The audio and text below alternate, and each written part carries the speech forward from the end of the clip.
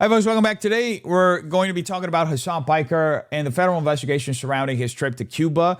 And before we even get into the investigation itself, I want to make something very clear from the outset because none of my criticism of Hasan Piker is new, and none of this should come as a surprise to anybody who has followed my content over the last 4 to 4.5 years. I've been consistently critical of Hasan for years. I've criticized what I view as his nonstop apologetics for Hamas, what I believe has often been him amplifying or placating Hamas propaganda, and more broadly, his far-left ideological worldview. Ideologically, Hasan and I diametrically disagree on almost everything outside perhaps of some mutual criticism of Israel. Beyond that, we are fundamentally opposed politically, culturally, and economically. I've also criticized Hasan repeatedly for his inflammatory rhetoric, including his infamous comments about America deserving 9/11, which I directly brought up during a recent Jubilee debate.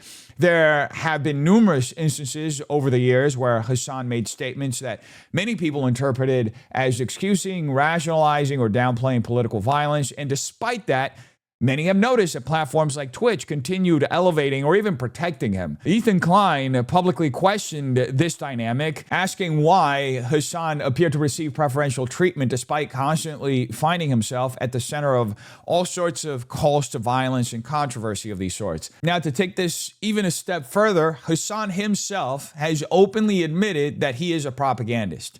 Yes, this is the same Hasan Piker who went on Piers Morgan and openly described himself as a propagandist. So when people act shocked that others frame him that way, it's important to remember those are his words, as well as question why is an open anti-American propagandist, a communist propagandist, a Marxist propagandist allowed to expel this hateful and violent vitriol unchecked by social media platforms. Meanwhile, yours truly continues banned on X, on TikTok, and shadow banned to the shadow realm on every other platform as long as he continues to exist on the internet. But all of my own personal grievances aside, personally, I've also been skeptical about Hasan's broader support network within the online political ecosystem. See, about a year and a half ago, I looked into whether he had any ties to organizations or individuals connected to FARA, the Foreign Agents Registration Act. The closest thing I could find at the time involved criticism and reporting surrounding appearances he made on Al Jazeera, although I do want to be careful here and say that should absolutely be independently verified further before anybody jumps to definitive conclusions about him being funded by Al Jazeera or Qatar. But all of that context matters because Hasan now finds himself at the center of a federal probe involving his March trip to Cuba and whether that trip violated U.S. sanctions laws.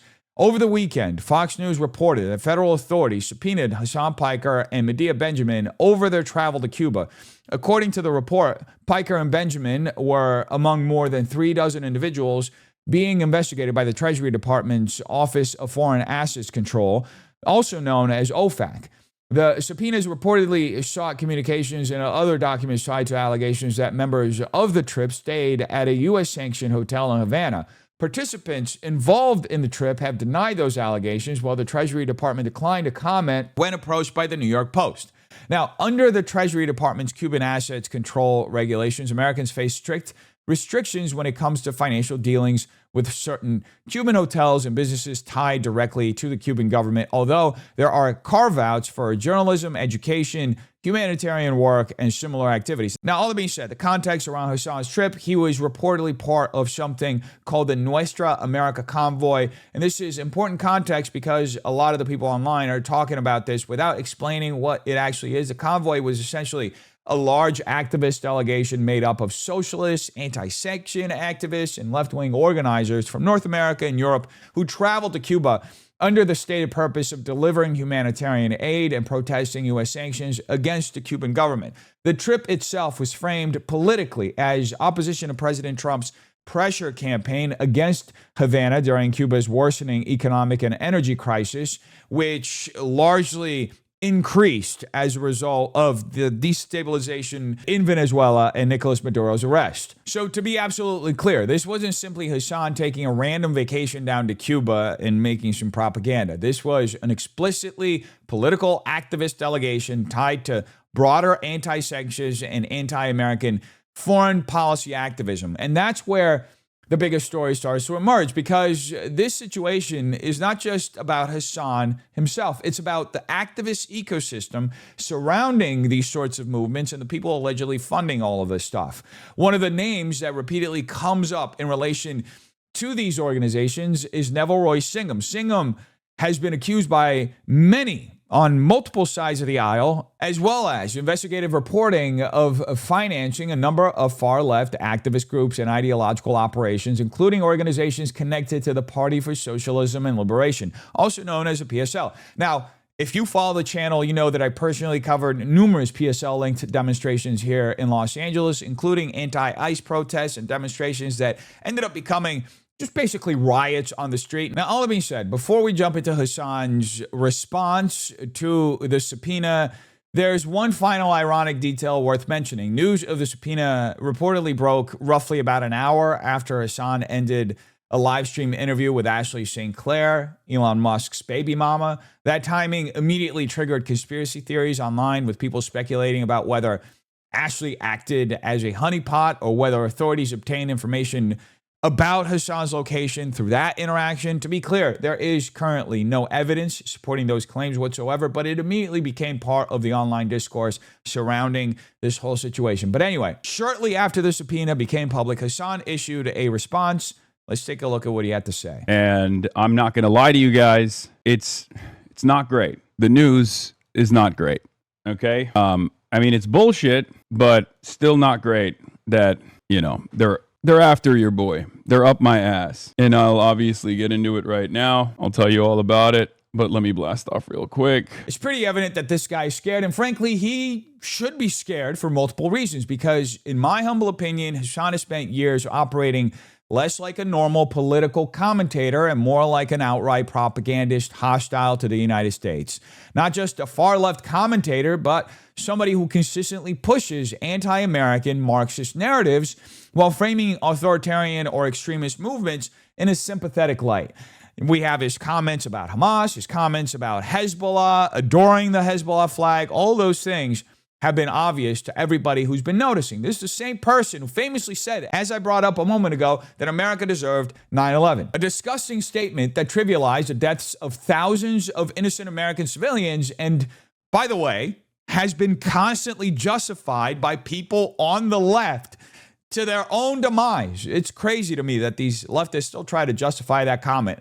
These are not, by the way, minor edgy comments or isolated jokes taken out of context. These are statements that reveal a much deeper and darker ideological worldview and a much broader hostility toward the country that Hasan not only lives in, but has made his fortune in. And what's always been crazy to me is watching how many of these leftists in America continue defending and excusing this kind of rhetoric, no matter how extreme Hasan gets. This guy has published instructions on how to make a gun as a retweet to a Tom Cotton tweet. He has said that capitalists should be gutted in the streets, literal calls to violence. And he's doing it under the guise, as I mentioned earlier, of being a propagandist. This is the same Hasan Piker who went on Piers Morgan and openly described himself as a propagandist. He said it himself. This guy is completely shameless about his role and absolutely unhinged as he effectuates this role in American discourse, which is an issue in and of itself. He's seeking to further divide the country. He's seeking to further weaken the country from within, and that's what he's been achieving to a great effect, unfortunately. And needless to say, there also appears to be far more going on here than what initially became public through the subpoena, because in a later stream, Hasan himself started hinting at some of those broader dynamics, some of the people connected to his ecosystem, and some of the deeper political aspects surrounding the entire situation. So let's take a look at that. I think that ultimately the target is probably Singham and his operation, from PSL to Answer Coalition to Co-Pink, like anything that he has ever financed. And it's not new. It's been around for a while. But it's No. obviously it's held through regardless because like it's ridiculous, right? It's like totally fucking ridiculous to try and you know to try and stop like the political advocacy of an American citizen, right? Roy Singham is a American citizen. He lives in China now, and he's a centimillionaire. I think he like has almost $1 billion. Not sure how much money he has now, but like he's been a funding vehicle for a lot of like political movements in the country, like a lot of activism, and they hate that shit. Like the American government hates that shit, so they're trying to jam him up. You know, they're trying to hit him on anything and everything they possibly can. That's it. That's the goal here. That's the broader goal. So let me get this straight. Hasan's position here is essentially to defend, minimize, or downplay the role of a man who made the overwhelming majority of his fortune through American tech, American capitalism, then reportedly relocated to China, and according to most investigative reports, became deeply involved in financing anti-American ideological movements hostile to the United States within the United States. That's the person we're talking about here, folks. Neville Roy Singham. That's the ecosystem Hasan appears to be defending, placating for, or at the very least orbiting around politically for financial gain. And if the allegations and reporting surrounding these activist networks are accurate, potentially somebody connected to helping support the broader ecosystem Hasan himself benefits from as well. Now, again, it's no secret to anybody paying attention that Neville Roy Singham has been tied to these far-left activist causes and networks and organizations. What makes Singham particularly interesting is that he rarely operates as the public face of these movements. He generally stays behind the scenes while his influence moves through funding channels, activist groups, NGOs, political organizations, and media ecosystems orbiting around him. In other words, the influence is often indirect rather than overt. That's why it stands out when somebody like Hasan inside that ecosystem mentions Roy Singham directly. Hasan openly acknowledges here that Singham funds the Party for Socialism and Liberation, the PSL, and funds Code Pink as well. And that matters because these organizations are not random, disconnected activist groups.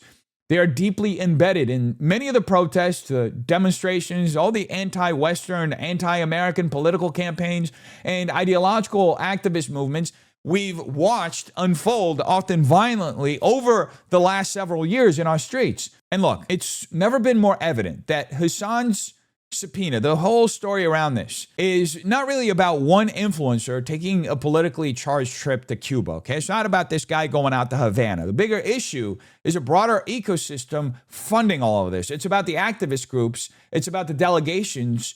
It's about the ideological operations, the psyops being built around these organizations and the larger political infrastructure connected to them. And ultimately, the question many people are asking is whether these networks are functioning as ideological influence operations inside the United States. That's the broader concern here. Not just Hasan individually, but the entire activist and media ecosystem surrounding figures like him and the people allegedly financing those operations behind the scenes, in the shadows. So it's important to make this distinction because in the same manner that we question Miriam Edelson and her influence over right-wing politics, we are now also questioning the role that dark money has in the influence campaigns that end up propping up propagandists like Hasan Piker to effectively go to foreign nations and create anti-American propaganda. They have their own little fucking hug box where they're fantasizing about how like we got him. It's over. He's going to prison.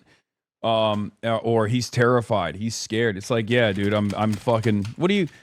I've said it from the start. Okay, you kill me, you jail me. There's gonna be other people. You're not going to be able to stop the people from feeling the way that they do. You're going to have to concede on their demands at some point. It is what it is.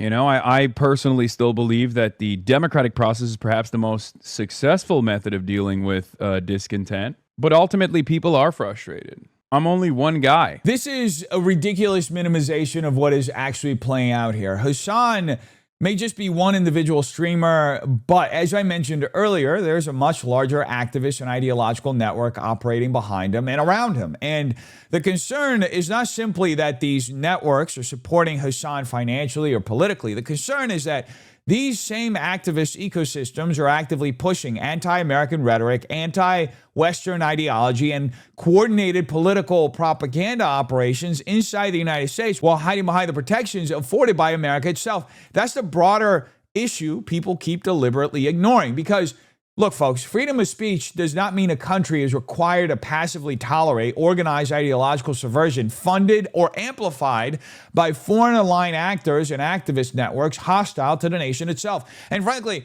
part of the reason America finds itself in such an unstable and deeply divided position today is because, for years, people were too afraid to confront these ideological movements directly. We now live in a country where globalism is often prioritized over economic nationalism, where national identity is constantly undermined and is seen as virtuous for some reason, where mass migration and demographic transformation are openly framed as moral necessities, regardless of the consequences to the existing population, and where activist networks openly push rhetoric hostile to the foundations of the country itself. And to me, the level of entitlement behind all of this, of what Hasan is displaying here, is honestly insane. You have foreign-aligned ideological actors, propagandists, and these activist movements coming into the United States, benefiting from freedoms that were secured through blood and sacrifice of Americans, only to then use those freedoms to attack, destabilize, and ultimately undermine the very country that gave them those protections in the first place. And that's really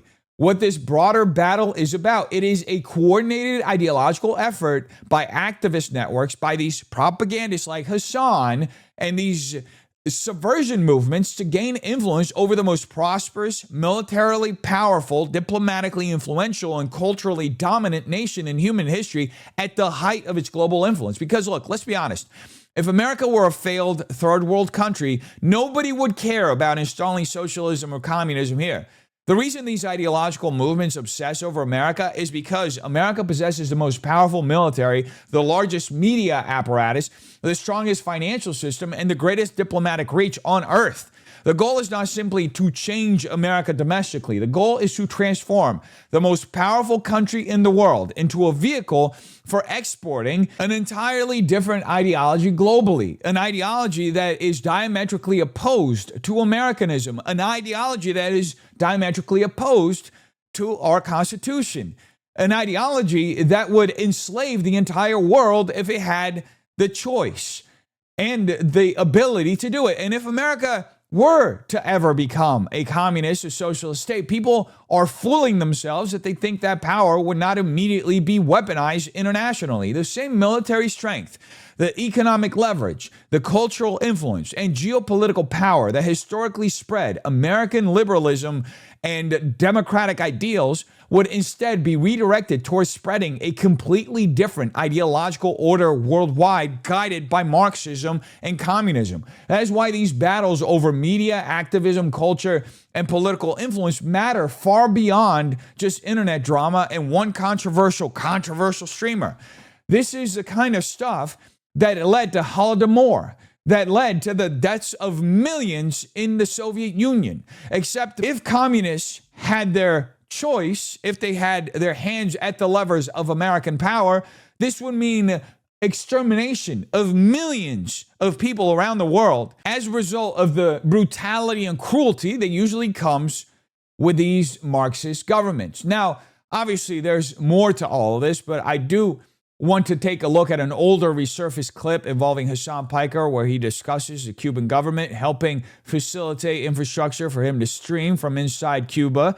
And the reason this clip matters is because folks are arguing online that it potentially creates the basis for questions about foreign coordination and foreign agent concerns tied to the broader investigation, the subpoena. And by the way, if any actual criminal wrongdoing were ultimately proven here, that would not make Hasan Piker some kind of heroic martyr figure, by the way. It would make him somebody who knowingly participated in activity hostile to interests of the United States. Because look, at a certain point, we have to stop treating these communist and socialist ideological battles like they are purely abstract intellectual games detached from real world consequences. America is not just an economic zone or a marketplace of endless ideological experimentation. It is a nation built by people who founded it, fought for it, bled for it, and died for its freedoms. And if we continue surrendering those principles to rhetorical manipulation from extremist ideological movements like what Hasan is attempting to do, whether they come from communists, socialists, anarchists, foreign activist networks, or even foreign states themselves, then eventually the country stops being recognizable at all. That's the broader warning underneath all of this. Anyway, I'm getting into another rant. Let's just look at what Hasan said in this resurfaced clip. I want to go to Cuba. Would you be down? I love Cuba. Oh yeah, you'd be down? Yeah, I filmed a documentary there. The Cuban government actually hit my contact from the embassy and told him that if the only thing stopping us from coming to Cuba was the consistent internet access, we can make it happen. Yeah, Cuba is sick. Wait, We the government reached out to you? So yeah, of course. It's not reach out to me. There's there's a middleman there. Now, whether or not any of this ultimately rises to the level of illegal foreign coordination remains to be seen. But as I mentioned earlier in the video, I've personally had many questions about Hasan for a long time. I've questioned whether there were foreign funding networks involved around him, whether ideological activist operations were helping elevate him, and whether at some point the line between political commentary and foreign propaganda started to become blurred with Hasan. And again, Hasan himself openly describes himself as a propagandist. So those are his own words, not mine. Now, with that being said, if it were ever proven that Hasan Piker knowingly coordinated with the Cuban government or any foreign government in a political, financial, propagandist, or operational capacity while failing to disclose that relationship properly, that would obviously become a very serious legal matter. And it's important people understand what foreign coordination actually means in this context, because people online tend to throw these phrases around loosely without understanding the legal implications behind them. Coordination could involve things such as receiving logistical assistance from a foreign government, operating media activities in conjunction with state entities, accepting material support or resources tied to state actors, receiving direction or strategic guidance from foreign officials, distributing messaging on behalf of foreign interests, or engaging in political advocacy connected to foreign state objectives without proper disclosure. Now, under laws like the Foreign Agents Registration Act, or FARA, individuals acting politically or publicly on behalf of foreign principals inside the United States are generally required to disclose those relationships and register accordingly. That does not automatically mean someone is a spy in the Hollywood sense, but it does mean the government considers transparency around foreign political influence to be a matter of national importance. Some would even say national security. And look, historically, we've seen cases where individuals, lobbyists, consultants, media figures, or even political operatives faced major legal and reputational consequences over undisclosed foreign ties or coordination. Former Trump campaign chairman Paul Manafort faced FARA-related scrutiny tied to Ukrainian lobbying. Michael Flynn faced major controversy and legal exposure tied to undisclosed foreign lobbying work connected to Turkey. More recently, the Russian influence surrounding the Tenet Media case reignited broader conversations about online influencers and whether foreign governments are attempting to covertly shape American public opinion through digital personalities and alternative media ecosystems. And if prosecutors were ever able to prove direct coordination with a foreign government in Hasan's situation, the consequences could potentially range from FARA violations and sanctions related to charges all the way up to broader conspiracy or foreign agent-related allegations, depending on the facts of the case. Again, that would depend entirely on evidence, intent, financial relationships, operational coordination, and prosecutorial findings. None of that has been established publicly at this point, and that distinction matters. But regardless of where this specific investigation lands, I think this entire story raises a much bigger issue for media, for online influencers, and political commentary as a whole, because we are now living in an era where independent streamers, where podcasters, TikTokers, YouTubers, and online commentators often have audiences larger than a traditional news organization. Many of these guys pull numbers bigger than CNN, while operating with far less transparency regarding funding, regarding their political relationships, activist ties, foreign partnerships, or even ideological sponsorships. And that creates an environment where massive political influence can be exercised without the public fully understanding who is funding whom, what organizations are connected behind the scenes, or whether certain narratives are being amplified organically versus strategically. The internet blurred the line between journalism, between activism, entertainment, propaganda, and political operations many years ago. And I think this Hasan situation is forcing people to confront just how blurry those lines have become. And look, to be absolutely clear, I am unequivocally in favor of freedom of speech. I believe Americans should be allowed to express unpopular opinions, criticize our government, criticize our wars, criticize our politicians, as I do so myself here, and engage in political discourse openly. But freedom of speech is not the same thing as undisclosed foreign influence operations, propaganda, or covert political coordination tied to foreign governments or foreign aligned organizations. Those are two completely different conversations. My issue is not with people having opinions. My issue is with the lack of transparency surrounding who funds certain influencers, certain activist networks, certain media ecosystems, and political operations. If an influencer is genuinely working on behalf of a foreign interest, receiving direction from a foreign nation, or functioning politically as an undeclared foreign agent, then the public has a right to know that. The American public shouldn't be kept in the dark from those details. That's the entire point of disclosure laws like FARA.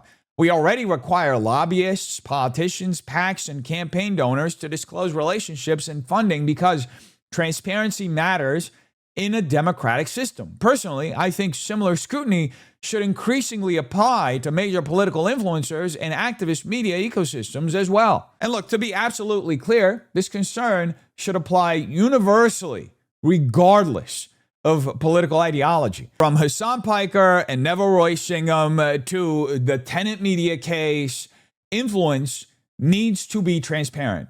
People on the left have raised concerns about billionaire-funded activist ecosystems on the right.